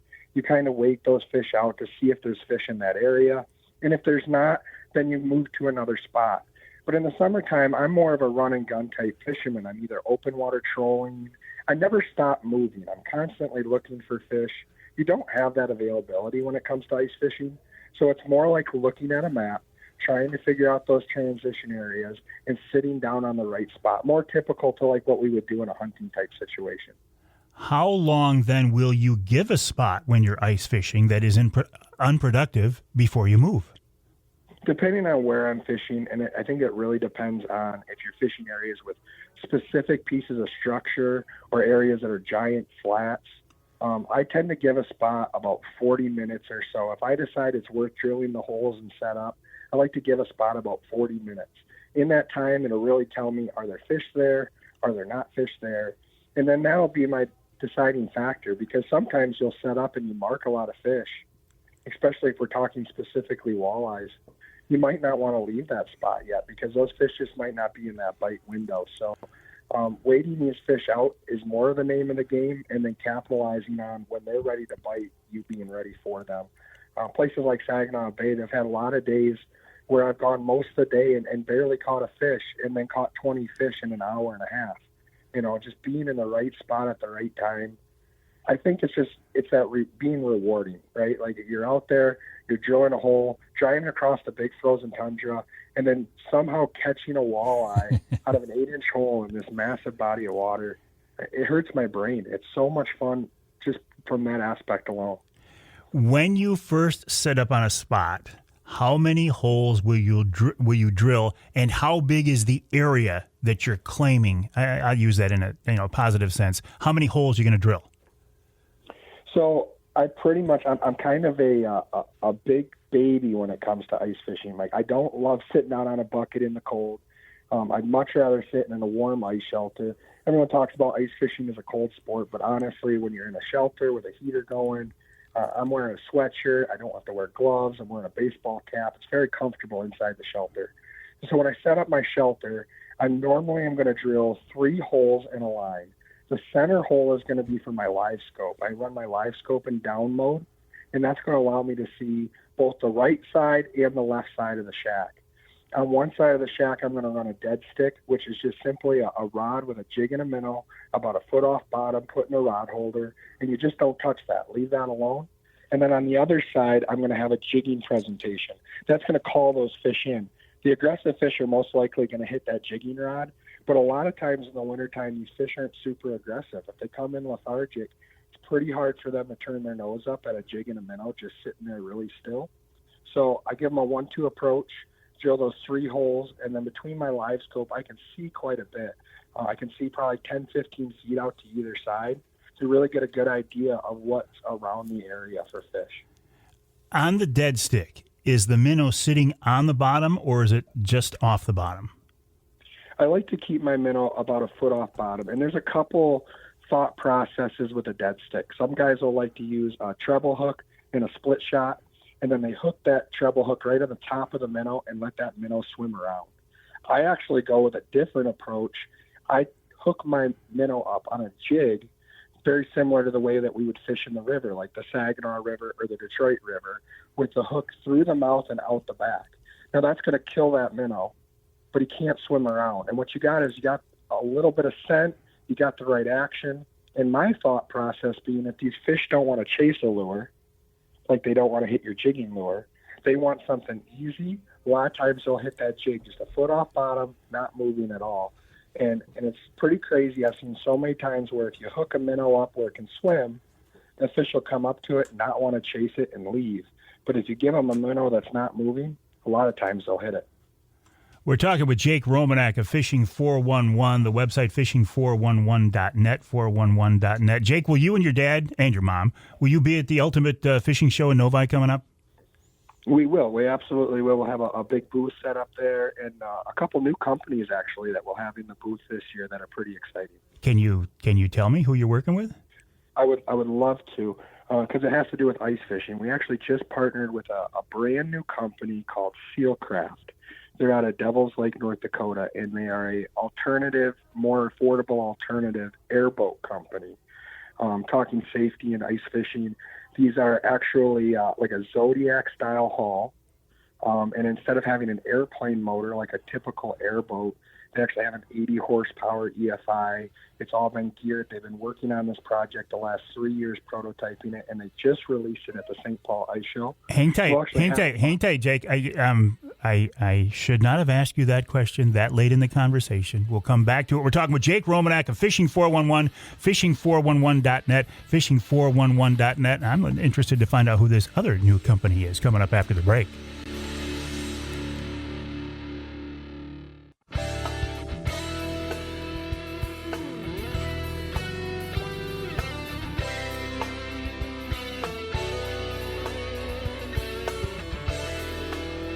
You can hear the Outdoor Magazine show in Manistee on WMLQ 97.7 FM. And you can hear us in Traverse City, WTCM 580 AM. This segment of Outdoor Magazine brought to you by the Truck Trolley. Do you have a truck trolley yet? Do you have a truck? If you have a truck, you should have a truck trolley. When I got a truck trolley in my Garber Silverado, it made life so much easier. I was able to throw away my old man hook. And my old man hook was a broom handle that I had with a hook on the end of it. So I'd drop the tailgate, stuff would slide to the front of the truck bed, right? I'd have to either climb up in there or reach all the way over that tailgate, take my old man hook, grab it, and pull it back so I could reach it. Well, not anymore. Put a truck trolley in there and you just slide the truck trolley out and everything that's in it makes your entire truck bed easily accessible. It's not permanently mounted. You're not screwing anything into the truck bed. You're just putting it in with straps. You can take it out if you need it, like if you want to haul gravel or rocks or something or sand and you need the entire truck bed, you just take it out. I really like it. Trucktrolley.com, trucktrolley.com, Michigan-based, family-owned. You know I love that. Right now, talking with Jake Romanack of Fishing411, fishing411.net. Jake, I so rudely interrupted you. You were telling us who this other new company is you're working with. No, it's all good, Mike. Like I said, the first one is Sealcraft, and they make these airboats that we'll have one on display at the show.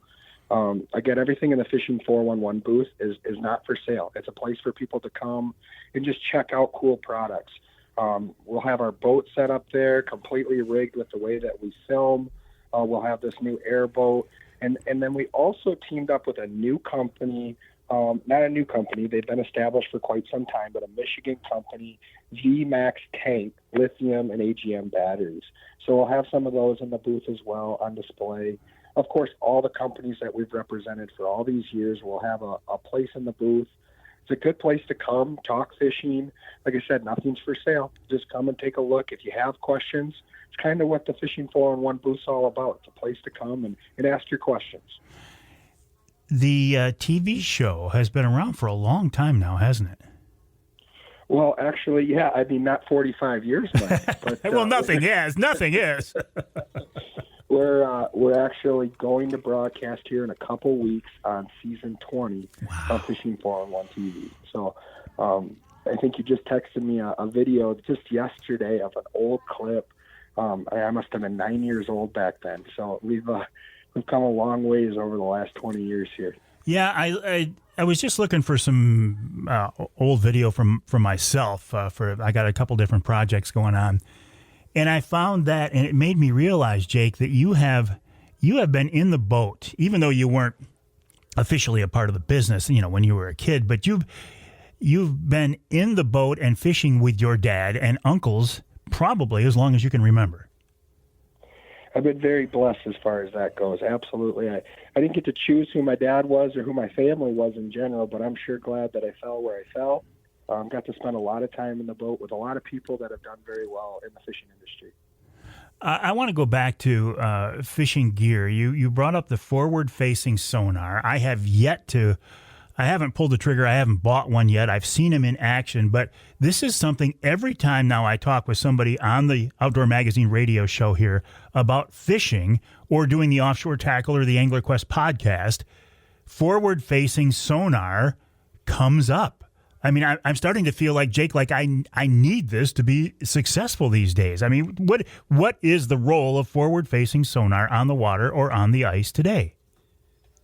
I think it depends on what you as a fisherman are doing. If you're doing a lot of open water trolling, I don't see where a live sonar is a huge helpful tool for us as fishermen.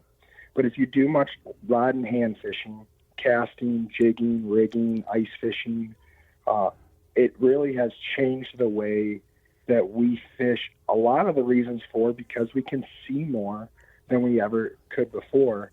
And it's like everything else. When we used to have really bad mapping, and all of a sudden we got really good mapping and we could see all these different contours and breaks and drops.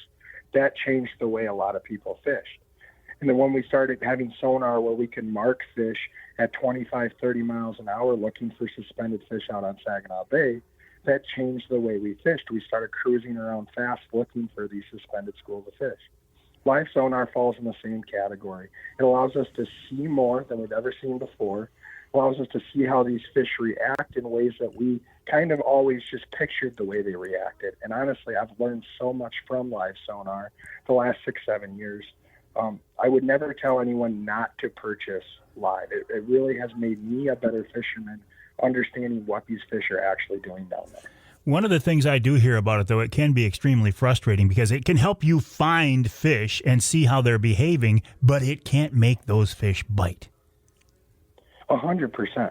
And I hear a lot of controversy with live sonar. But the truth of the matter is, like you just said, you cannot make those fish bite sometimes.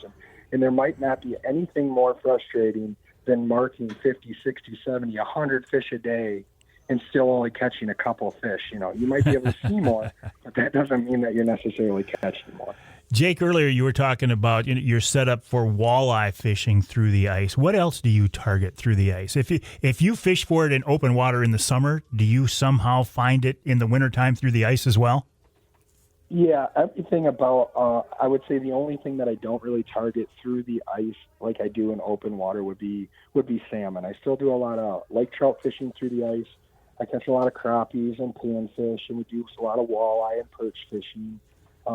The majority of everything that we would target in open water, aside from like salmon and steelhead, I target through the ice. But I do see people, I saw something the other day, they were in a harbor. It was a Great Lakes harbor, and they were actually catching trout and salmon through the ice in the harbor, which looked pretty cool, too.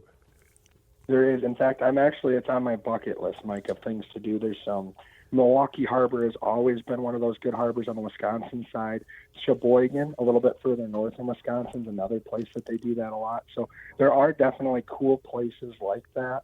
So one of the things I love about what I do for a living is I love being able to go to all these cool fisheries. I just spent a week up at Lake of the Woods, going out to Devil's Lake this next week. Like, I just try to travel and see as many of these cool fisheries as possible. And Wisconsin has a really cool opportunity with those harbors and catching brown trout and steelhead and salmon right in the harbor. The video you shot last week at Lake of the Woods, when will we see that either on air or online? Well, very quick, actually. So we needed one more show for the season. Typically, we film everything a year in advance. But this will actually air on week 4 of our broadcast. So the end of January, this show will already air. So I shot it this last week, and it'll be a quick turnaround for this Wow. one. We needed one more show. I wanted to get it in the wintertime for broadcast. So we bumped it up in the lineup, and this one will be a quick turnaround. Who puts those together? Do you do that? Does Gabe Van Wormer do it? What's the behind-the-scenes process there? You know, I'd like to say that I try to help Gabe Van Wormer do it, but the truth of the matter is Gabe is incredible at what he does, and he produces and edits and shoots all of our shows for Fishing 4-on-1 Television. He's worked for us for a lot of years. Just a great dude. It's really hard to find not just a cameraman, but somebody that's a passionate outdoorsman that totally gets what we do, the ins and outs. And the truth of the matter is when Gabe's not filming, he's either in a tree hunting or he's fishing himself. He loves the outdoors as much as we do, so he's done a great job for us over the years. Yeah, he's one of the best, that's for sure. But you and your dad, Jake Romanack, that I'm talking with now, and your dad, Mark Romanack, you guys have become icons in the fishing world, especially here in Michigan. Do you feel that, Jake? I mean, when you guys show up at a boat launch, people go, oh, there's Jake, there's Mark. I mean, people notice you. They know who you are. Are you aware of that? You know, I don't think so, Mike. I mean, honestly, at the end of the day, you know, I'm not a superstar. We're not athletes. We fish for a living, and luckily God blessed us with the ability to be able to teach people how to fish. I love what we do. I wouldn't trade it for the world. I would hate to have to go get a quote-unquote real job someday. So just very blessed to do what we do. And I love the fact that 20 years of TV, people still want to watch. And I hope that they want to watch for another 20 years because I absolutely love doing this. Well, you better your dad hopes so, because he'll flat out say you are his retirement. Yeah, he tells me often. Yep. So what else are we going to see in this 2020 or the 2026 season coming up? we know you're going to be ice fishing in Minnesota. What else is coming up this season, Jake? Well, the first show of the season, I don't want to give too much away, but the first show of the season is one I'm super excited for because we were in Niagara Falls, New York. We're actually in Lewiston, New York, at the mouth of the Niagara River, out on what they call the Niagara Bar. Now, we shot a lot of shows in that area before, but what makes this one super special is we got on a brown trout bite that is undescribable. We caught so many browns between 8 and 17 pounds. Shallow water, one after another. It might be one of the coolest shows in 20 years that we've ever shot, just for the size of these browns, the quality, the fact you couldn't keep a line in the water. Wow. I just actually watched the show a couple weeks ago to preview it, and I'm very excited for that one to be the first show of the year. And where do people see the TV show? The show still airs, excuse me. Sorry, guys. The show still airs nationally on the Sportsman's Channel, the World Fishing Network. Once it airs on the national Sportsman's Channel, World Fishing Network, it goes on My Outdoor TV. It goes on YouTube, a whole host of different streaming. The goal is to just put it out as many places as possible. So if you can't find it anywhere else, good old-fashioned YouTube, we put it up the following week that it airs nationally. So it's 1 week behind TV, but we'll have every show up on YouTube that you can click and watch for free. For free. Okay, that was my point. You know, the some of these channels are a paid tier or whatever. Your content will eventually, and shortly after it premieres, it is available free of charge to anybody who wants to see it. Yeah, and the other new one for us is called Game and Fish TV, which is a network that they're calling a smart network. Basically, if you have a Samsung TV that's hooked up to internet, you have Game and Fish TV for free. There's a whole bunch of different hunting and fishing shows on there. So if you go on to your free online channel that's on Samsung, you'll find Game and Fish TV, and you can watch a whole bunch of different hunting and fishing shows for free, kind of set on a block just like national TV is. It doesn't cost anything if you have a Samsung TV. Excellent. Jake Romanack of Fishing 411. Always enjoy our conversations. Go drink some hot tea, maybe a little honey. Coat that throat so you can get healthy, so you can head back out there again. Mike, I've been doing that the whole time we've been talking here. Hopefully it comes back. Merry Christmas, my friend. All right. Same to you. Of course, by the time folks hear this show, it'll be after Christmas. But you know what? You can say Merry Christmas after Christmas. I'm going to say Happy New Year. More coming up after the break right here on Outdoor Magazine.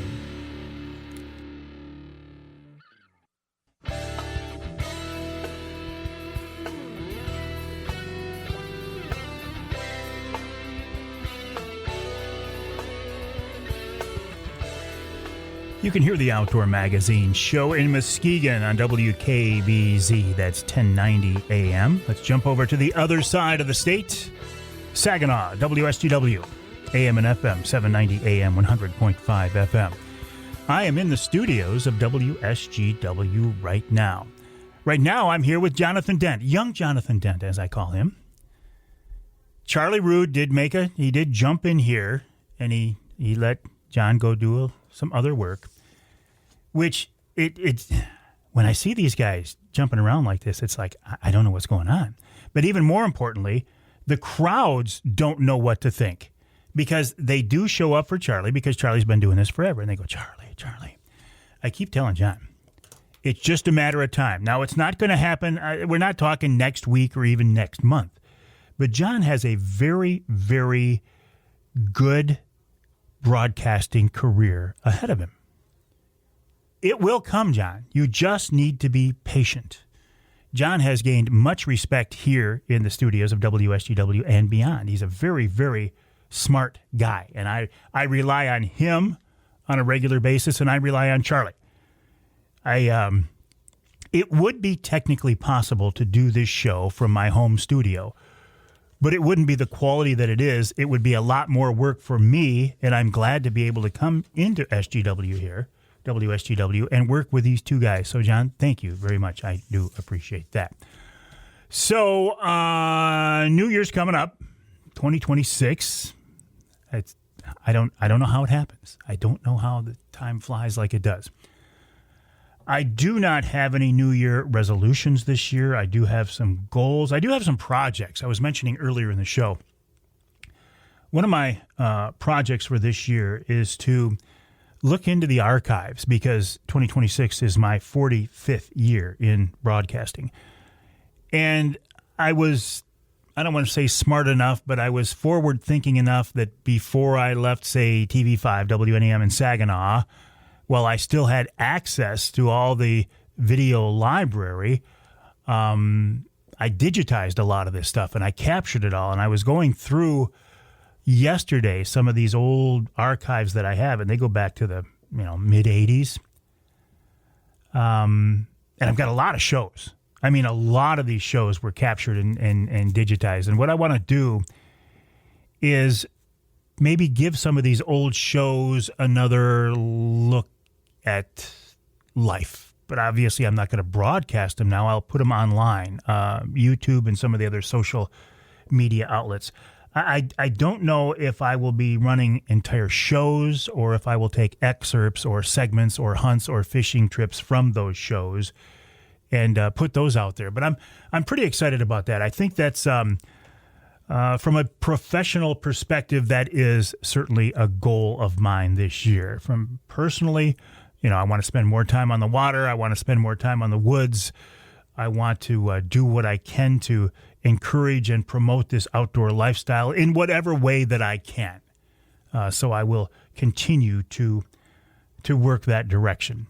The live streams are coming back here. I took the last couple of weeks off from my Behind the Mic segments and my Wednesday night live segments because Wednesdays fell on Christmas Eve and New Year's Eve, and I just didn't think that was the best use of my time and didn't think there would be much of an audience. But coming up here after the first, we will kick those back into gear. So every Wednesday morning at 8:45, I'll do a Behind the Mic segment here from the Outdoor Magazine studio.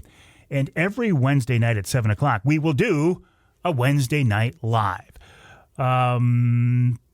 For the foreseeable future, all of those will be from my home office, home studio. We will do another Wednesday night live at the Lumberjack Restaurant in West Branch.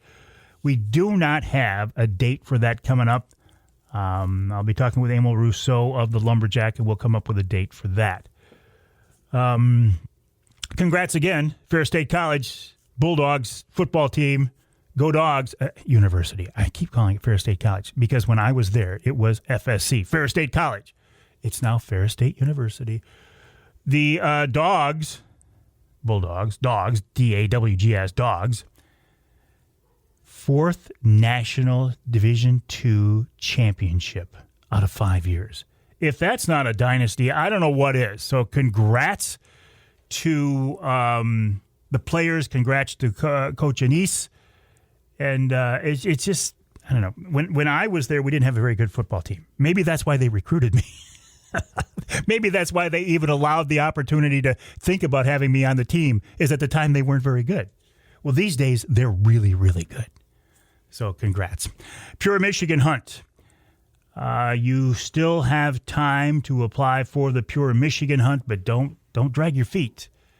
That deadline ends at the stroke of midnight on, did we call it January 1st or December 31st?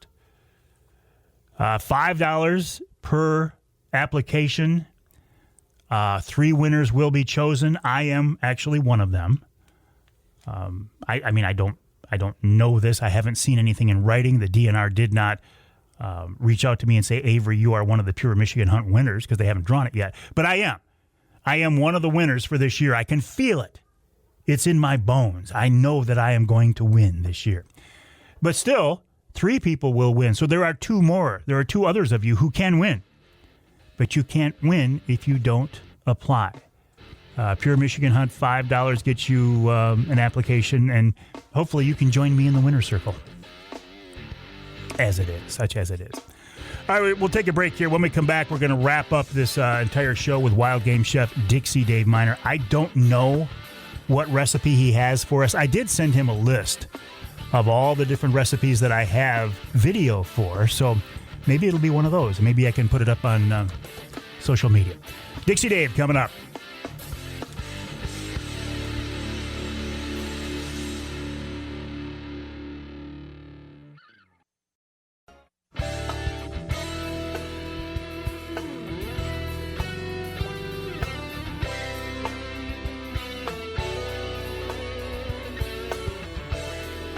Welcome back to Outdoor Magazine. My name is Mike Avery. The show obviously is called Outdoor Magazine Radio. There's also a podcast version of it. My website, MikeAveryOutdoors.com. My email address is Mike@MikeAveryOutdoors.com. If you've been with us at all, you know I love to wrap up each week's show with wild game chef extraordinaire and good friend of mine, Dixie Dave Minar. Dave is with us once again. David, Happy New Year to you, buddy. How are you? Yeah, same to you. Happy New Year. I was going through some old video, Dave, and I found, I think, 38 different Dixie Dave recipes that I have video for. What a find that was. I mean, I knew they were out there, but now to find them all and make a list of them, and from now on, when you come up with a recipe, if I have video of it, we're going to share it on the show next week. So I think that's pretty cool. Okay, great. That sounds super. So, just taking a chance, I know you didn't really look at the list yet. What do you have this week? Maybe I have video of it. About deer camp venison stew. Ooh. Deer camp venison stew. I think I have that. Go ahead and give me the recipe, and I'm going to work. Yes, right there it is, venison stew. So we will have that on the social media outlets for this weekend. But if I remember right, Dave, this is one of them that goes way, way back, doesn't it? Oh, yep. We did this for, a TV show a long time ago. All right, let's hear it. All right, this serves 10 people or 5 hungry hunters. So you need 5 pounds of trimmed venison, cubed pieces, 2 pounds of potatoes, cubed, stored in water, 2 pounds of onions, cubed, 2 pounds of carrots, cubed, a large head of celery, cubed, about a gallon of water, and you can use better than bouillon to enhance the flavor with beef. 1 to 2 cups of red wine, a tablespoon or so of diced garlic, fine, salt and pepper to taste, and roux. Roux is you take oil or butter and melt it down and mix flour with it, and that's your thickening agent, or you could use cornstarch. So in a hot, heavy fry pan, add a small amount of olive oil and brown the venison on all sides, then place it in the roasting pan and do this in batches. Most people don't have a pan big enough to hold that amount.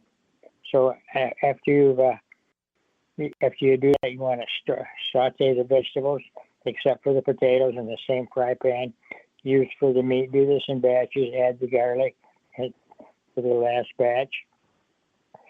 And after each batch is finished, remove the fry pan and add to the meat mixture. Pour 1 cup of red wine into the fry pan, stir to loosen all the pan trimmings, and add this liquid to the meat and vegetable mixture. Add hot stock, remaining wine in the fry pan, stir and bring to a boil. Add half the roux mixture. You want it thin, about as thick as the roux, that is about as thick as maple syrup. Add more roux to and obtain the desired thickness. Pour the mixture over the meat and vegetables and bake uncovered, 350 degrees for 3 hours or until tender. You know, you can probably start checking it depending on what cuts of meat and how old the animal is. You can probably check it after about 2 hours, 2.5 hours.